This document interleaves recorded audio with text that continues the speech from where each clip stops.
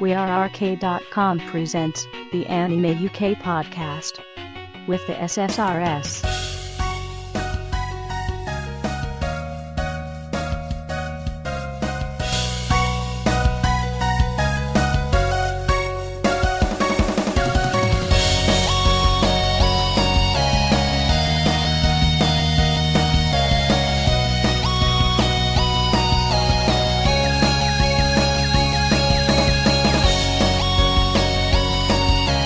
この番組はご覧のスポンサーの提供でお送りいたします。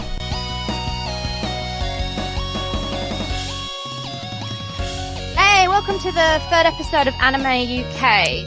This is Aisha, writer from Anime Pics, and I've got with me Harriet, cosplay photographer, Alex, cosplayer, and Violet, artist. And we'll be chatting about all sorts of anime games and whatnot today. You can find our podcasts on wearearcade.com or Twitter, Anime UK Show, or Facebook. So please follow us and submit questions. So, talking about anime. Well, for me, I had a quick look at Little Witch Academia. Has anyone else seen it? I have, yeah. I watched it yesterday. Yeah, I'm not sure how I felt about it. I mean, the beginning, I'm so glad it wasn't what it started as. Basically, you're watching a show and the witches start attacking monsters, because I think I would have been like, oh, seen it done before, bored. I don't know, but then you see it's basically all a dream of the girl, and then she wakes up at school and it's like a witch school, and I'm kind of thinking, what is this, Harry Potter? And then, I don't think I'm sold by it, but what do you think, Harriet? I thought I wouldn't like it because, I'm not a massive Harry Potter fan, and usually when I see stuff like that, I think, oh, am I gonna like this? I do like the story of Harry Potter. I just never really got into it as much as most of my friends did, but I actually did quite enjoy this story. That's the anime I've watched this week as well, and, I thought it was very cute. The animation, I can understand it's very kind of slapstick as well, sort of thing. You kind of hit them and next thing you know, the face kind of goes a long way around kind of thing. Yeah, totally. It kind of reminds me almost of Kiki's Delivery Service, but then it was so slapstick, the way they did the art as well. It was quite funny. I think that's probably why I carried on watching it, just for the humour. That's true. I'd like one of the girls, you know the girl, I forget, I think it's Sushi or Susie, you know the girl who gave everyone the potions and she was my favourite character out of them all. But it's actually quite a sweet storyline and believing in your heroes and inspiring what you want to become, even though you have to learn obstacles along the way. But it's quite cute. I actually thought it was going to be a series, and then when I found out, oh, it's only a movie, I thought it was really good for what they did for the 26 minutes they ran it for. Yeah, and it's not about men, because we don't need men, girls. We just need magic. That's all we need. Another anime that I'm looking into, but unfortunately I didn't get to see, but it's started as a manga. It's called Unbreakable Machine Doll, also known as Kiko Shoujo wa Kitsusakanai, and basically it was a running manga for a while, and they were supposed to release the first episode today, and I haven't found it, I'm sad. But basically the gist was it's about the fusion of science and magic, and using that combination you can bring objects to life. Also, they use it to bring dolls to life, aka a bit like, you know, cyborgs, a bit like Chobits, you know, that kind of thing. And it's all about a boy who's top in his class for fighting with these dolls, and, you know, he's just, you know, on his adventure going around the world with his little doll, running around beating people. So, you know, gotta have a bit of, you know, fighting anime in there to go with the cute witchy stuff. What about you, Alex? What have you been watching? I've only watched it's a PV. Actually, it was only like 20 minutes, like with the Academia one you just mentioned. Oh yeah, the witch one. Yeah, it's Ave Rizzle. I think it's based off of something else. I'm not really sure. I'm trying to find out more about it, but they haven't really posted much online. And the 20-minute clip was just it's another sci-fi one. Yeah, lots of sci-fi. But yeah, you see a guy and his sister talking on chat on program, and she confesses to him that she's actually not there. Her body is actually in like a cocoon kind of robotic system, and that what she sees on the screen is just a computer program that she's created. Alright, like a hologram? Yeah, it looks like she's there, but she's not. And he says, well, why have you done this? Or what's going on? She said, I found this new thing. Lots of people are doing it where you use nanomachines to connect to a computer while your body's asleep. And it allows her to study and do things like that without having to use her body, because she said she wants to grow up quickly. So she wants to just use this computer to train her mind while her body ages just naturally. But it wouldn't be sci-fi unless everything completely goes wrong. She mentions a game designed for this system, and lots of people played this game, and it jumps and it shows you about 10,000 people in the thousands, tens of thousands have died playing this game all of a sudden. And the brother's grieving. He goes to her house, finds the pod there, and there's a knock on the door, and there's his sister just standing there at the door. And it turns out, she explains how some people's souls have played this game, their minds have gone into the game, and they've been sent back to the wrong bodies. Oh, shoot. So the girl currently in his sister's body doesn't know who she is. She doesn't know why she's in this body, but she knows it's not hers. She explains how she doesn't know which hand's the dominant hand. She finds it easier to use the left hand, but she's supposed to be right. She's not used to having a big chest, so she's obviously got a flat chest in her real body. And they go on they try and find out what's happened. They're being hunted down. Well, they're being hunted down by like a pack of cybernetic dogs. Okay. And then you realise that something has seriously gone wrong, and the girl explains how the nanomachines that have now been sent into her body, or all these people's bodies, allows them to control things. So once they've woken up, they've got the power to control anything over Wi-Fi, or that's controlled by computer, which in this future is pretty much everything. And they're running around trying to find out why they're being attacked, why she's in the wrong body, what's going on, and he promises her that even though she's not his sister, he's going to try and find her real body in the end. But this is all done in like 20 minutes of just pure animation, and I was just sitting there going, this looks really good. I really hope it's going to come like a series. What is this, CGI or? It's almost like hand-drawn animation and CGI. Okay, combination. The art looks really nice. It's really different. But yeah, if anyone knows any more about it, please tell me, because I really want to know. It looks like a really good series, but I think it's going to probably be like Little Witch Academia, where it's probably going to either just be a film or a really short series. Okay. It seems like everyone's following the Sword Art Online trend of, going into games and stuff at the moment. Yeah, this one sounds, I thought it was a bit more deeper, in depth. Yeah, but I thought it was going to be like that first, but then when I watched it, it was just like, no, it's just something's gone wrong and they've come back in the wrong bodies. I thought, oh, that's actually quite a smart idea for once. Kind of interesting, isn't it? Mm-hmm. What about you, Violet? What have you been watching? I've been watching Cuticle Detective Inaba. You've been loving that. Yeah. I've managed to actually catch up on a lot more episodes recently, and it's become a lot more weird. Because I've managed to get a young, I think like a 7-year-old police dog to work with them. And they explain why Inaba has a fetish for hair as well. Alright. I think it's because whatever they use to find information on the bad guys is what their fetish is. So the young girl ends up having a fetish for elastic stuff, like things that, you get what I mean. Stretchy. Yes. But it's a really weird anime. I catch myself saying what the hell like every other second. But you keep watching it. Pretty much, yeah. Addictive. That would be the word for this series. Pretty much. Cool. So let's move on to games. What about you, Harriet? What have you been playing?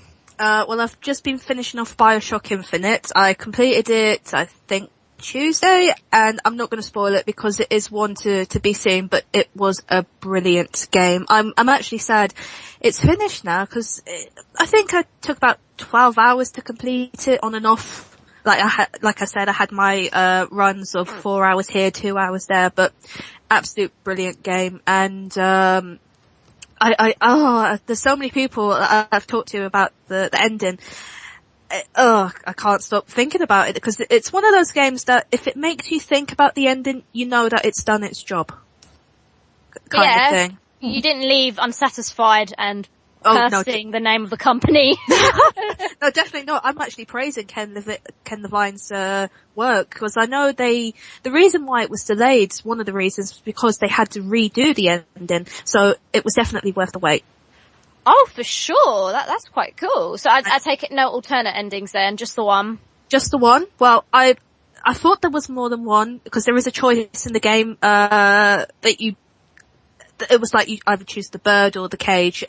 It's the kind of the necklace that Elizabeth wears, part of the brooch of. I saw that clip. That's it. I mean, I chose the bird, and I think 90% of people I've read online have chosen it, but it doesn't really alter the ending, I don't think. But I have completely fallen in love with the characters as well. I am actually going to cosplay Elizabeth sometime soon in, probably at Iacon maybe. And, I'm hoping to find a booker to cosplay with. I don't know who yet, but I have asked my boyfriend, and still hoping he will say yes, but you never know. Oh, nice. Well, the art was a lot less grim in this BioShock, so go for it. Oh yeah, definitely. And there's music in it was really nice as well. I didn't say it last week, but I have to praise the voice actors as well, who put the characters, their emotions on show. And Trey Barker I really like anyway, because he's so awesome. Sorry. Oh, that's okay. I fangirl as well over him, but he's voiced so many good characters, and he's in another game, The Last of Us. He's in that, coming out later on this year. I think it's May or June, I forget, but he's the main character in that as well. So he's coming across more in video games, which is good. Also, I've been playing, the demo came out yesterday, Injustice, Gods Among Us. Oh, I played the demo for that as well. I really liked the feel of it. It was so, gritty almost. Not so much bright and, we're here to save the day. I like the dark effect. And what did you think? I'm a bit mixed. I tried to get into it. Maybe I'll probably enjoy it more, because there was only 3 characters you could choose from anyway. Yeah. Wonder Woman, Batman, and Lex Luthor. And, I think the controls I'm gonna have to get used to. I'm very much a button basher when it comes to new fighting games. I'm terrible. I think Tekken and, Dead or Alive and Soul Calibur are kind of my game. So, it does remind me of the style of Mortal Kombat, the last one that came out. Oh yeah. And, not graphic as in blood-wise, which is good. Because that was a bit over the top one, Mortal Kombat. That's my personal feel anyway. The thing with Injustice is I think it's more about the background, that you can actually integrate and you can actually pick up stuff and throw it at people. You can use your weapons. I think that's what they decided to focus on rather than the blood and gore. Which is otherwise, because you really want a comic version of Mortal Kombat, not really, so. Yeah, that's true. I mean, I did learn at the end that you can throw people, I think I threw a couple of people against the helicopter and they came bouncing back, which is really funny actually. But, yeah, I'll probably try this game because I want to see the other characters. And obviously that they've released a new character. I don't know whether it was true or not because it was released on April Fool's Day, but Raven is going to be a new character. I don't know if it's definite or not, but Raven's one of my favourite characters out of the range. So if she is true, then I'm looking forward to playing as her. See, what I found with Injustice was the fighting felt really stiff to me and quite boring as well. I actually found that as well. That's why I'm a bit mixed. I mean, I did enjoy it, but it was very not fast. But then again, I don't know. That could be different when you try the full version.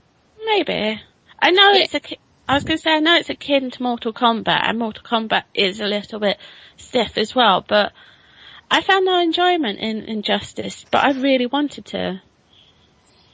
Well, the thing is, I think it was made by the same people as Mortal Kombat, I believe, and the thing is, the mechanics are different, so if you actually, played the game a bit, I'm sure you'd probably get used to the buttons and what you're doing, and it wouldn't really matter, but On first glances, yeah, it is probably hard to pick up. But the thing is, when I went to this demo, it was a PS Access event, and my friend was actually really good at Mortal Kombat at the time, and he just literally just started using Mortal Kombat moves, and then he was kicking butt, and everyone was like, wow, you played this game before? And he was like, no. He was like, I am just using what I know. So yeah, if you're not a Mortal Kombat player like me as well, because I'm mostly Tekken bred, for me, I couldn't get a hang of it straight away, but once you kind of figure out the combos and such, I'm sure you'd all pick it up. But I have to say, it is a very popular game for the guys. I know a lot of guys out there are really excited about it purely because it's a comic book based game. So that's that really. What about you, Violet? I've been playing I've actually managed to pick up Assassin's Creed 3 recently. Oh yeah? What do Yeah. you think? Compared to Revelations, I'm not as interested in it. I don't know if it's Connor's character or anything, but Oh, so you prefer Ezio? yes. Interesting. I heard that a lot of people got bored with Ezio's character, and they liked the fact that the newer one, number 3, had something completely different, because otherwise it's going to be the same thing over and over again. Oh yeah, I understand that, but I think Ezio became a really good character in Revelations. I mean, it took him 2 games to mature, but but going back to Assassin's Creed 3, gameplay-wise, it's different. I mean, you still got the whole running around thing, but you actually get penalised for going on rooftops this time. So they're actually forcing you to travel on ground or through the trees. But that's most of the fun, jumping on the roofs. Sky assassinations. Yeah. And I'd say the first 4 hours of the game, I think Ubisoft did a really big sort of, or took a really big risk, because they get you attached to this character called Haytham, who's this really suave British guy. Wait, British! I got really attached to him, and then suddenly they just change you out for Connor, and you're having to learn all the assassin moves via Connor, and I just can't seem to connect myself with Connor at the moment. So I guess this is how I felt when I played Final Fantasy. You start off as one guy, and then he's the brother of the main character, and I was okay. Apart from the fact he was a scaredy cat, I was getting used to him, and then he's a complete different fighter. He's a paladin, and then halfway through the beginning, he just gets killed, and you play the brother, and I was just like, no. I preferred the fighter. Why do I have to be a little thief with a little dagger? No! Not again! But that always happens. They like to add a twist. They like to troll us.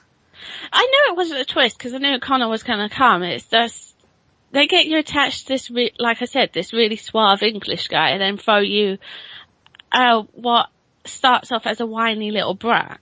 And I'm worried he's going to end up being a whiny little brat who can't choose between his English side and his Native American side.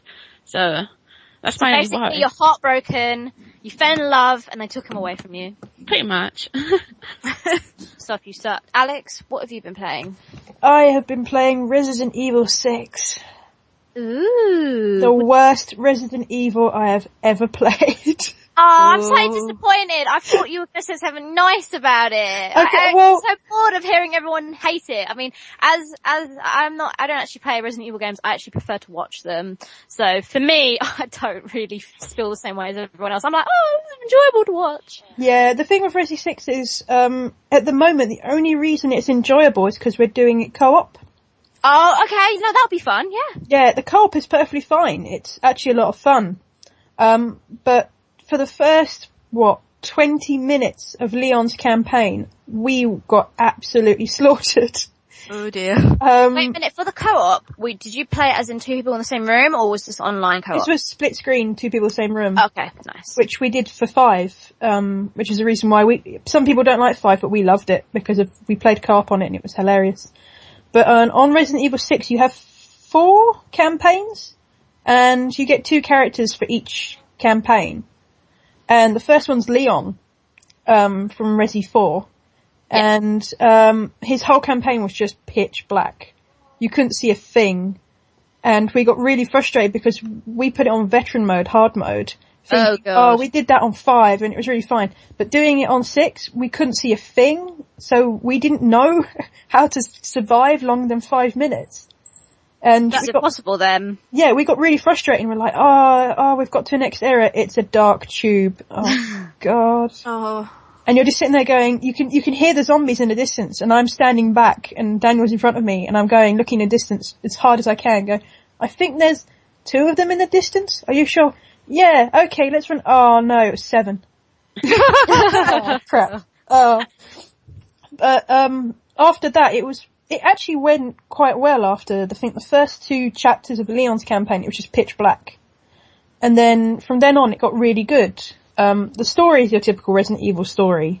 Make no sense. Yeah, it's just, there's a virus. Okay, just get somewhere, anywhere. But, no, I'm gonna get bitten. I'm gonna die. But the fun thing is, because they put 4 campaigns in, depending which order you play them in, you interact with each one. Okay. And so, Leon's campaign, we started off, I think we started off in the big city area, and then you go to China. Yeah. And then you have your final boss on chapter 5. Each person has to go to China, pretty much. And that's where they all meet up. All the characters together, yeah. Yeah, so there's parts where you can do 4-player co-op online. Oh, nice. For certain boss battles, which I think is I think only Leon's one so far we've seen is a 4-player, because you join up with Jake's campaign, who's a new character. And his campaign was brilliant.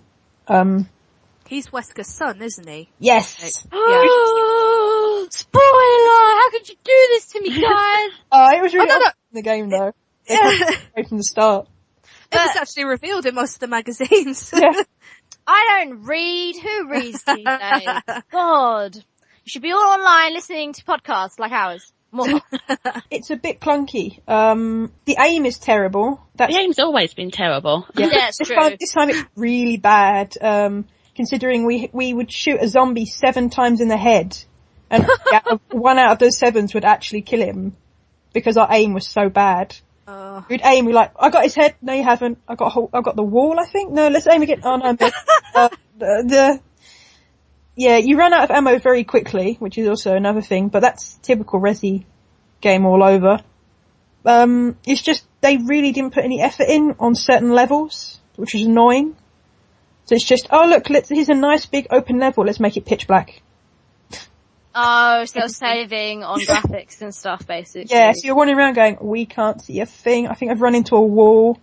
Oh, is that a zombie? Oh no, that's my co-op partner. Oops, I just shot my co-op guy. He almost shot me, I think on the 4th campaign, my character looks like the enemies. And so Daniel, my partner, kept turning around going, oh my god, oh no, it's you, Alex. Oh. It's ammo. Why did you do that? So I can't help it, my character's all in black. He's the hardest character to see. What I picked up from the demo for Resident Evil 6, was that each character had their own playstyle, like Leon was very survival horror, I can't think of the other guy. There was Chris, and there's... Chris. Chris was very action-based. Yeah, it is like that in the game. We've only done Leon, Chris, and Ada's campaign. Ada was an add-on campaign. I think Capcom apologising or something along those lines. And, we haven't done Chris's yet, but the Leon one it was really hard. You only had limited ammo, your aim was off, and you had to, literally we were running most of the time. And then when we got to Jake was just like, I can punch the tar out of any zombie. And literally that's all we did. Daniel, my boyfriend, would play as Jake, and he would be uppercutting zombies, and I'd be standing back with a taser gun, like tasering everything that came near me. Which was a lot easier for us because it meant we had about tons of ammo by the time we got to the last boss. So we just nailed him in minutes. Just with all the ammo we had. Okay. Yeah, so I would recommend playing it, but only if you've got a friend to play it with. And make sure whenever you start a campaign, do it offline, because they seem to have taken the Left 4 Dead approach, where people can join in your game and kill you as a zombie. As if when you play as the mutated, you mean? Yeah, people can jump into your game at certain points of the storyline and just ruin it. Oh, there's nothing worse than that. And we didn't know that. We were sitting there, we were in the middle of a campaign, and all of a sudden it was like standoff, you have to defend yourself in this gun shop, zombies coming from everywhere. And it said on our screen, so-and-so has joined the game as an enemy. And we were like, wait, what? We were like, oh. But wait a minute. When they join as an enemy, do they become a zombie or what? They become a special infected. Oh, nice. And he was so awkward. He pinned us in a corner and we couldn't escape. And we just kept doing it over and over again. And we kept wondering, why do these people keep joining our game? And we found out, even if we told it to disable, so long as we were connected to PlayStation Network, they would bring people into the game. So we had to go offline to play split screen co-op. If we played online, I can imagine that would be slightly more awkward. But yeah, that was a lot of fun. Getting murdered over and over again by the same guy. Why didn't you troll him in his game? Tried to, but we were in such a tiny little shop. And we were trying to fight back, and we were like, the AI NPCs were just useless. And we were just like, we've got 3 zombies in the shop and this one guy, if he touches us, we're gonna die. No, but you're supposed to then end the game, find him, and then destroy him in his game. We couldn't find him. We just kind of just went, stuff it, we just go offline. We just have to bugger off. We'll just go offline halfway through or something and just see him disappear and just go, oh look, we're minus 2 zombies. A friend did ask me, when is Persona 5 coming out? Does anyone have any info on this? Because this is the game that they keep putting back and back and back. There's no release date so far that I can find. No. It took forever for Persona 4 Arena to come out in the UK, which is now getting its release date in May. That took, I don't know how long, so you could be waiting a while. We'll have, pre-ordered that game, and because the release date keeps going backwards, everyone's wondering if they're actually going to get their game. I don't know. I'm really one of these people who are eager to play it, and I did have a go in it at a con last year. I'm not sure which one, but it's just one of those games you like BioShock. You think, oh come on, please just come out, kind of thing. So I think you could be waiting a while for Persona 5. I don't mind though. I love my RPGs, and as long as they, deliver an amazing game like they did for BioShock, then I'll be fine with that. But I mean, Atlas, come on, they're such a great company. Why don't they like to release stuff in the UK? Seriously, come on people. Anyway, that's my RPG rant over. And we'll move on to news now. I know Harriet has got quite a few interesting tidbits to tell us. Yeah, I've got one that's in particular that's quite good. They've been campaigning it for a few years now, but Final Fantasy and Elder Scrolls have entered the top 5 of Classic FM's Hall of Fame in 2013. So for music, I take it? For music, yeah, for Aerith's theme from Final Fantasy and Skyrim's main theme from the game. Do you know what? I absolutely hate Aerith's theme. Really? That was the theme I was like snore in the middle of the Final Fantasy Distant Worlds concert. I was like, oh, can this end already? I hate staring at her cubey face on the big screen. I'm the opposite. I'm opposite. I was crying at the concert of that song. That's such a beautiful, well, to me it's such a lovely song, but I was delighted to hear that was on there, because I think that was the main song they wanted to campaign for a couple of years now to get in, and I think it got, I don't know which is which. One was number 5, one was number 3. Okay. So I don't know which is which. I'm hoping number 3 was Aerith's theme. Yeah, I think it was. I think, yeah, and obviously Skyrim, that's become a popular, mind-blowing, massive game. So it's good that that's entered the list as well, with the main theme. Mm-hmm. It's good that we're kind of getting more into the Western kind of front with music, because music does influence a lot of games. Like I said with BioShock earlier, and it's one of those ones that you hear a theme, straight away you think, oh, it's from that song, and all the memories come flooding back. That's the kind of thing I love about music in video games. So I'm delighted when I read that yesterday.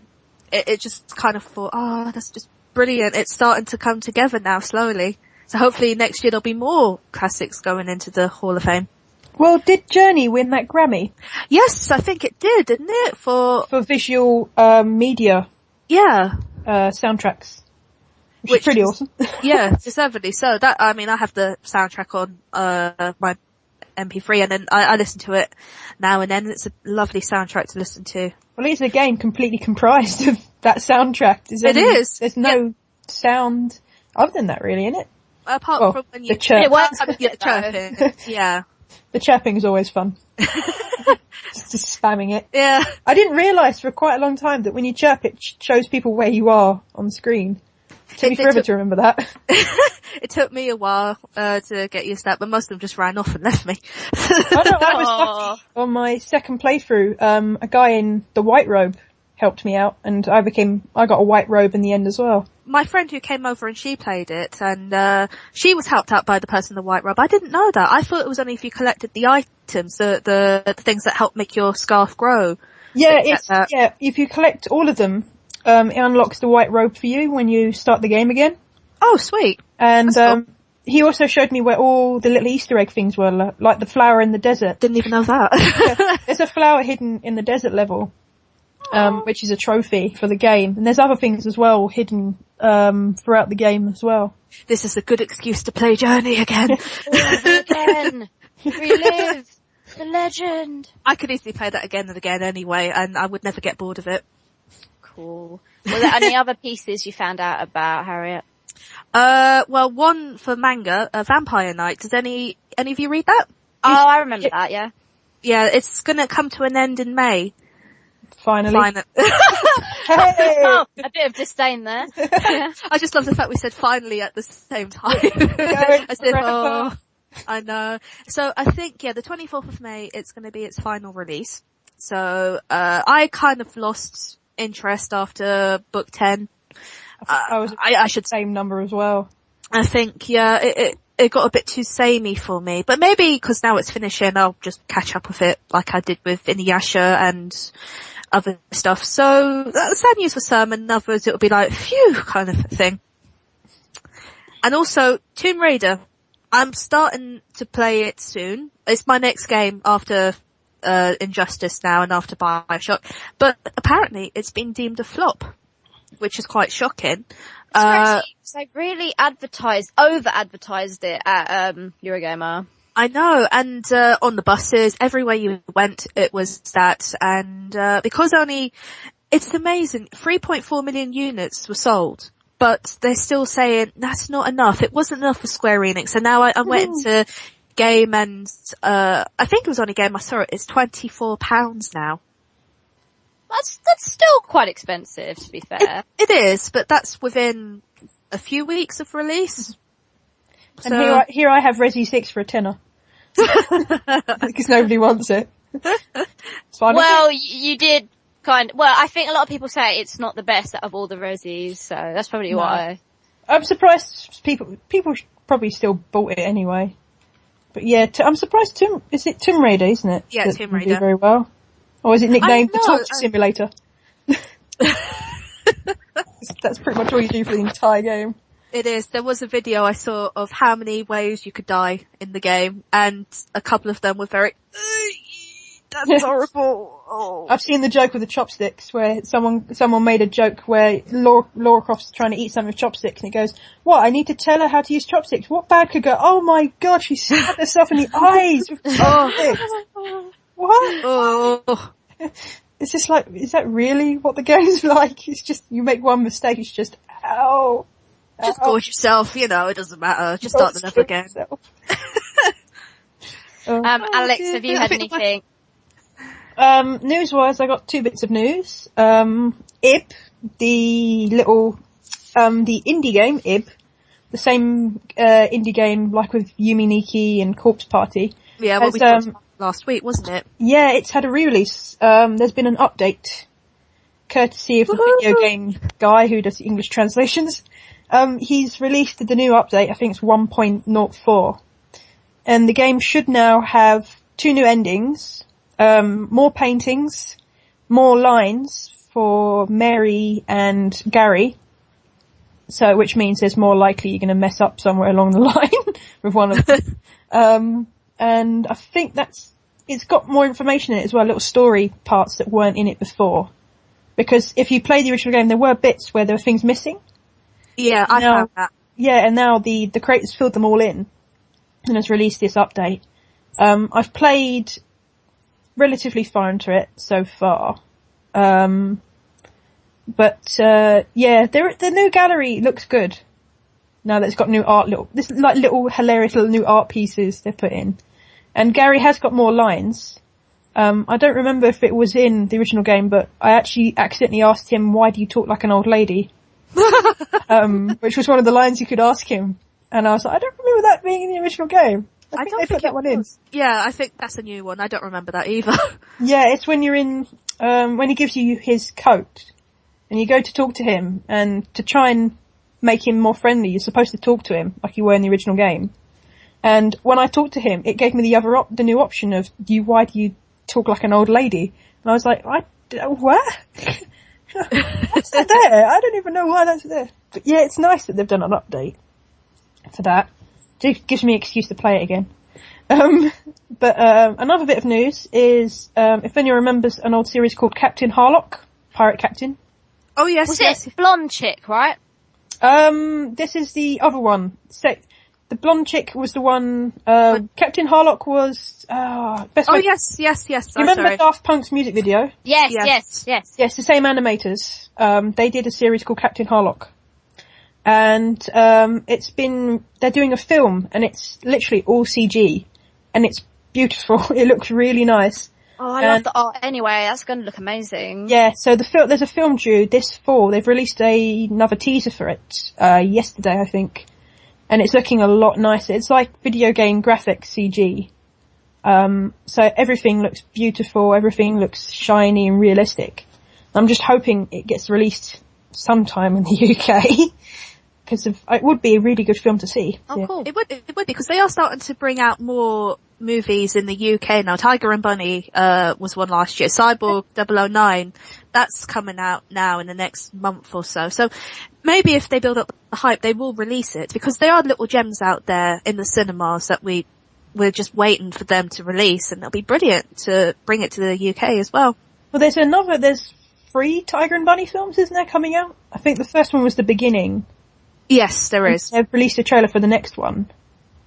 I haven't even seen The Beginning. It was such a hit. No, trust me, you should watch it, Alex. I need to find it. That's the fun bit. The whole Tiger and Bunny series, which I was rewatching it recently because of the dub, I was told was actually quite good. And I liked the dub as well, the English dub. It's just I'm so not used to hearing Tiger as anything else but the Japanese version. I'm just used to that silly low voice. And in hearing the English dub, I was like, it's not low enough. He needs to have a manly voice. It's not Tiger unless he's got a manly voice. No, I quite liked his voice. Very husky, wasn't it? I hear the English dub and it's slightly higher, and I was like, no. Bunny's got the most hilariously fabulous voice in the English dub, and I love it. Well, that's Yuri Lowenthal, isn't it, who voices him, I believe? And it sounds really good for Bunny. It sounds really good, and it's just Tiger's like, I have to have it just that little bit lower. I have to put my hands up and say I haven't watched Tiger and Bunny yet. I should do, because I'd love to watch the movie as well. So that'll probably be one to add onto my list. I think you should watch the series first and then the movie. I think that's the order that you should be watching it in. I went to Sci-Fi Anime Fest where I saw the movie.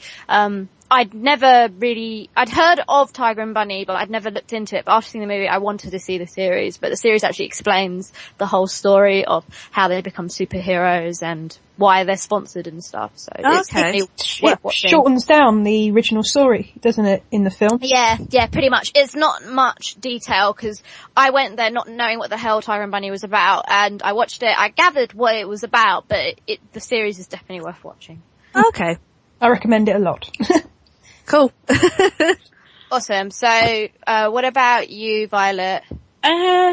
going on about voice actors and everything, and it's a bit of Metal Gear Solid news again. I actually found out that Kojima didn't want David Hayter as a voice actor because he wants to recreate the Metal Gear Solid series. So he just threw out David Hayter. So he was a hater of David. Pretty much. Sorry, that was funny. But I read like an interview of David Hayter, and he was actually really upset and down that he didn't get asked to be Snake, and he said that he can't vision anybody else as Snake, and I don't know if that's because he's been Snake for so long, or it's just he knows everybody's so used to being Snake, or him being Snake, so. Yeah, I read that interview as well, and I was very, that's really bad, because I thought, oh jeez. It's just one of those things, it's a dog-eat-dog world really, if you're not deemed good enough as such to carry on, it's just one of those things. It's a shame though, because I really liked, David Hayter, as Snake. And it's one of those things you associate the same voice with the same character all the way through to the end. So, I don't know, it might be a good thing, it might not be, but we'll just have to wait and see. But it's just a shame the way it's kind of turned out, in a way. Yeah. Well, of course he's going to take it a bit personally. No one else has done it. So for them to turn around and say, oh, we don't want you anymore, he's going to be like, why? What did I do wrong? Why do my fans not like me anymore? That's the thing. Kojima didn't even give him a reason for it. Yeah. He just threw him out. I guess he just wants to keep it fresh, so he's just changing things around. But from David's point of view, that's all he knows, and he's just wondering, have I done something wrong? Obviously it's not to do with him, but he doesn't know that, and he's just going to be like, okay, what do I do now? I'm not Snake anymore, What next? He did say that he wasn't strapped for employment when it comes to voice acting, so we might see David Hayter as another role soon. Oh no, definitely. Or if not, Dave, come visit us in the UK at the next con. Come on, I'd love to see you at the next Eurogamer. Speaking of Eurogamer, that's coming up soon as well. Yep. So I hope everyone's been buying their tickets, because Eurogamer is infamous for selling out months in advance. Yeah, I made sure to get my tickets literally the day they were announced. Because I knew last year they sold out and I could only go on the Sunday, which was good because it's the last day. But I made sure to go on Friday this time. The good thing about Sundays is less queuing. That's true. Yeah, Saturday's the worst one really for queuing. Oh, I've always gone on a Saturday. I can't deal with many crowds. I know it's sad as that seems. There's sometimes I can, sometimes I can't. So I try and avoid as many crowds as possible. But we'll have to wait and see, because obviously the more popular it gets, the more people you're going to get. It happened with Expo. So it's definitely one I'm looking forward to anyway. I love Eurogamer. It's fine, as long as they have free Mountain Dew on tap again. Next time, from a petrol pump. Eating in the queue, it's all good. Wasn't it from a petrol pump last year? Yeah, it was. It was. Literally, it was hilarious. It was brilliant. It was very smart because we needed energy. Brilliant, I love that. And Mountain Dew on tap was perfect for us. And it was next to the Just Dance machine as well, which was quite very good strenuous. Business there. Totally. Looking at other game-related news, just to let you know, QWERTYs is actually put on sale for 48 hours. So you've got loads of really cool gaming and anime t-shirts on sale for £6 rather than the usual £8, going up to 10. So if you need anything for your next expo, go online to QWERTYs.com now to buy your t-shirt. I haven't actually played much games recently because I've been busy going to gaming events. So I've been to Gamer Disco, you guys probably heard of, where they've been doing nights dedicated towards Ultimate Marvel vs. Capcom, Mario Kart, Street Fighter, Darkstalkers. So I've been doing a lot of retro gaming at the moment. So going out there, playing randoms, amateurs, professional fighters. It's been quite a interesting aspect for me, since gaming I think is quite a solo thing. Another place I've tried out is 360gaming.co.uk. That's quite a great community actually if you're into your fighting games. So if anyone likes King of Fighters, Tekken, Street Fighter. Definitely try out 360gaming.co.uk for the next events.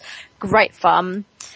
And lastly, we're going to go towards, yes. Has anyone heard of the theatre production for Princess Mononoke? Yes. No? I did hear about that.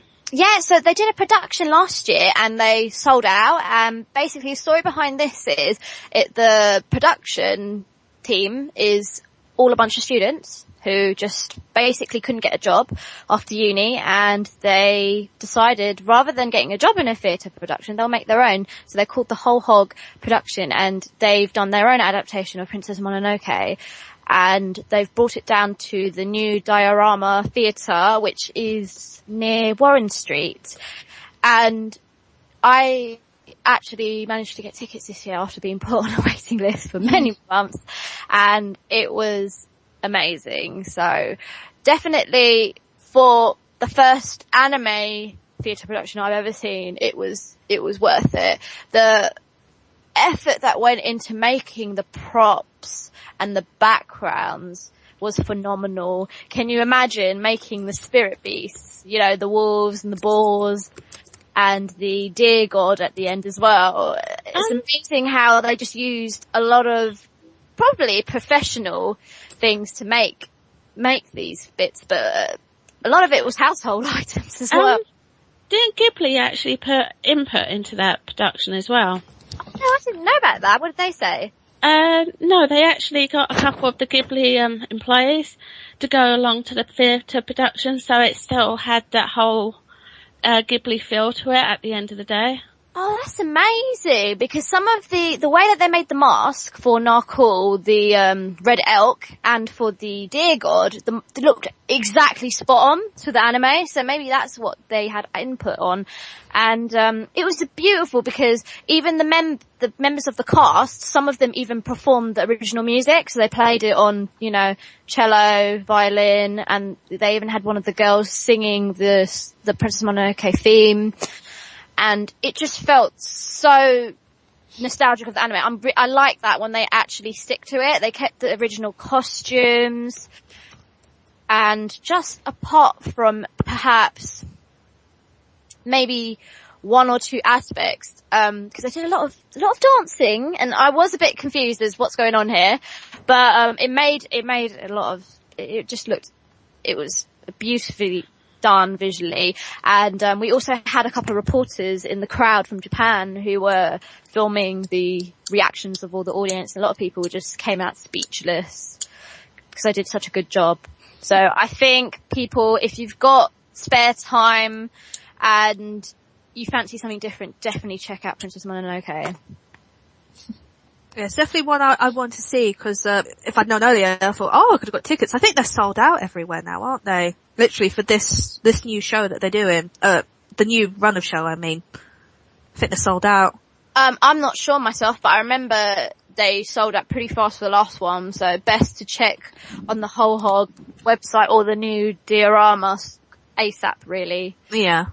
About it, because I know that they put up the info only maybe once or twice because they know they just so quickly, so I've not seen much info about it recently, so it probably has been sold out. Oh, it's all sold out. Oh, you just check it? Yeah, every single day is sold out, I think. Oh dear, never mind. As long as next year, Alex. Oh, I'm never gonna get to you.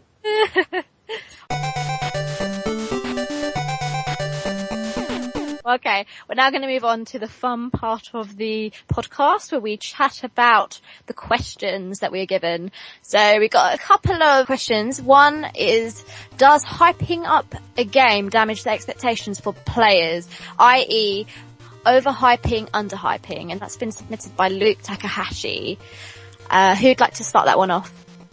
I can bring up a fantastic example of that. Dead Island. Oh wow, that's so true. Mainly because I knew there was a real big scandal because they'd released a lot of footage for the advert which wasn't actually in the game, and none of the story was revealed in the game from the advert either.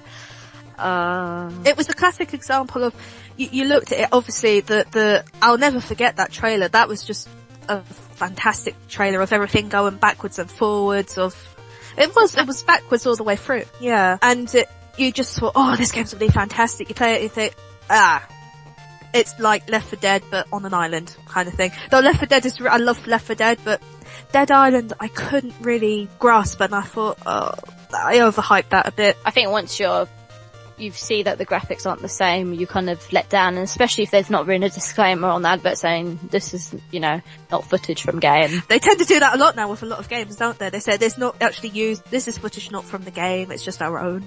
That annoys me when they say that. I mean, I know they're trying to, again, hype up the game, but at the same time, when showing the actual graphics also sell the game, because then people know what they're getting themselves into. Like when they overhyped Final Fantasy, the one with lightning.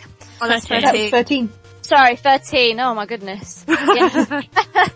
Basically, they overhyped the fact that Leona Lewis did the song for it and the characters. She didn't actually do the song for it. Square Enix just picked a song from her album. Oh really? Yeah. Eeny, meeny, miny, mo. Oh, yeah, Leona Lewis. That's her.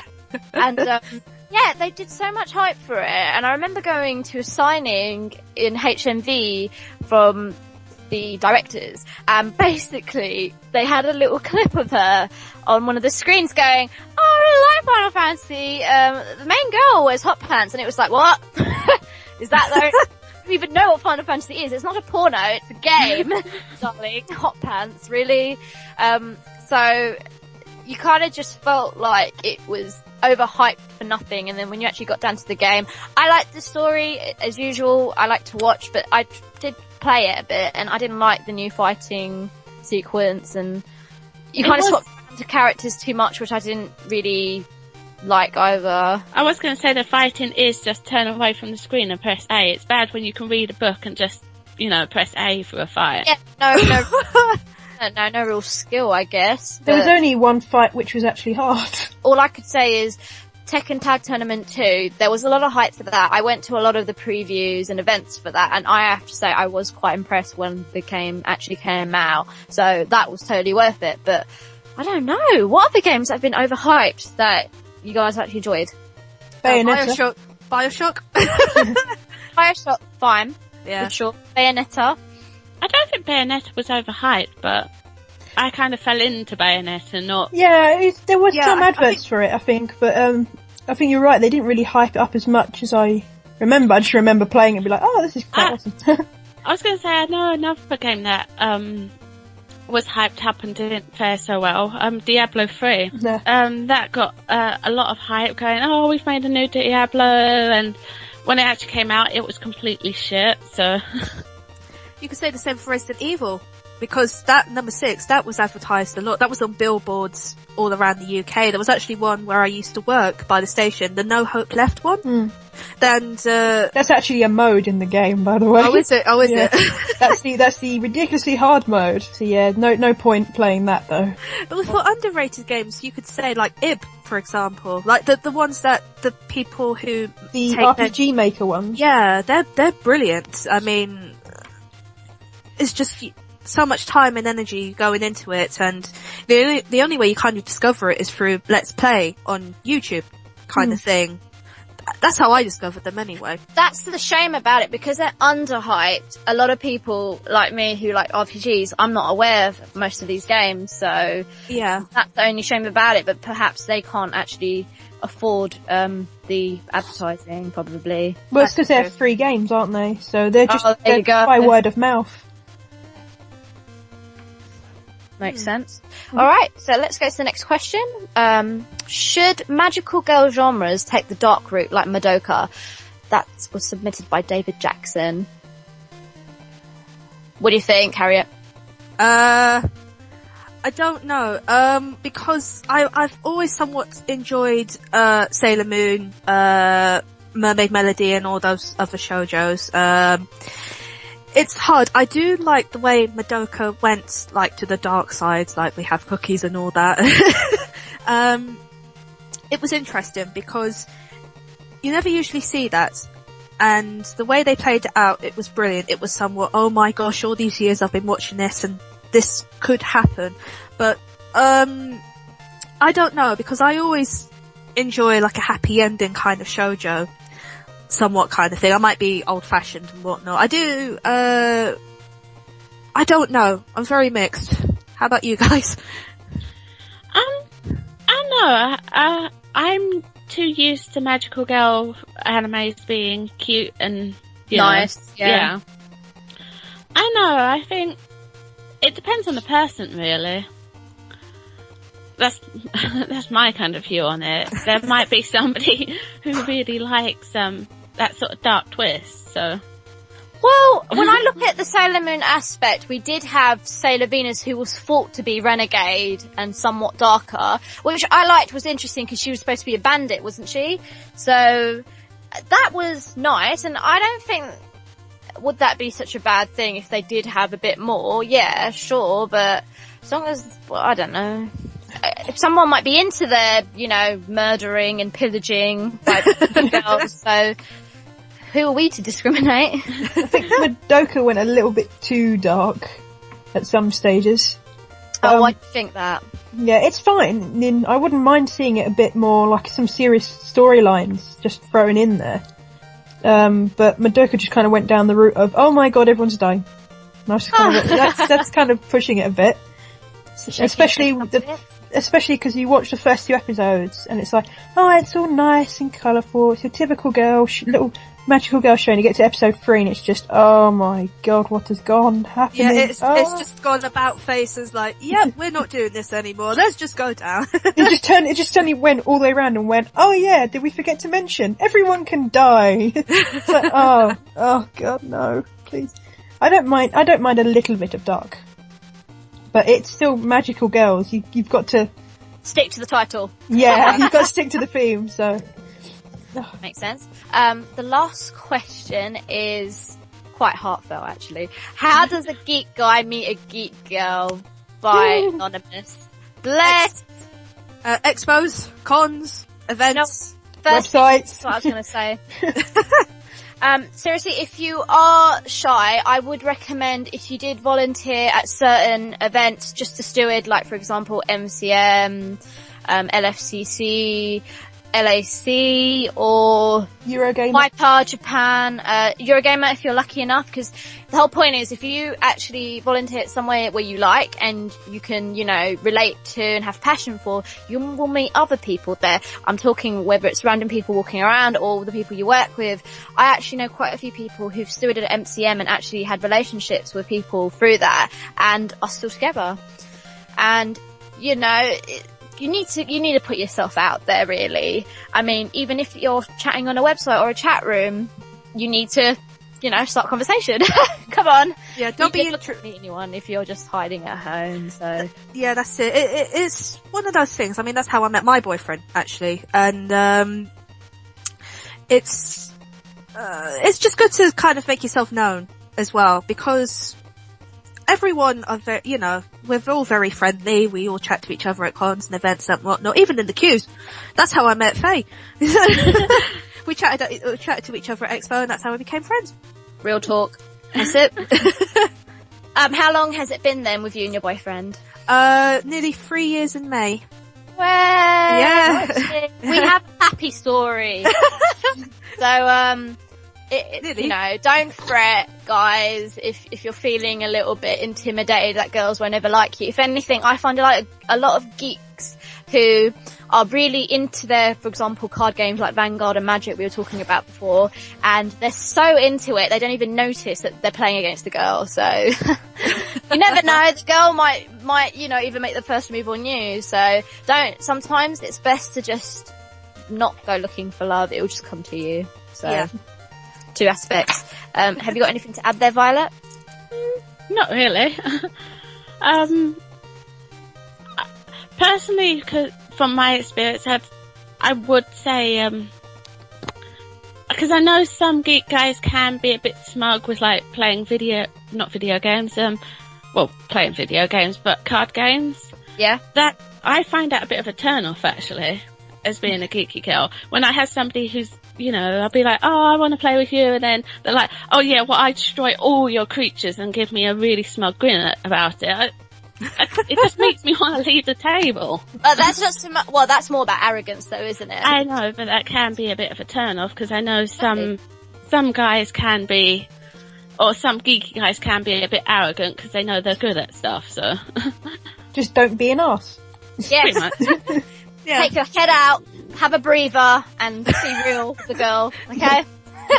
And do you know what I'd like to throw in? If you like a girl, let them know. We're not mind readers, honestly. As much as you're busy with your video games and watching your TV, so are we. So we won't see your really subtle, non-existent hints. So unless you tell us, we ain't gonna know. And it's not that we're being horrible, we're blanking you. We just don't know. So heads up, guys. So we've come to the end of the show, and it's been a pleasure talking with everyone, and hopefully you'll come back and listen to us on wearearcade.com and on Facebook and Twitter, and we'll see you next week. Bye! Bye! Bye. www.wearearcade.com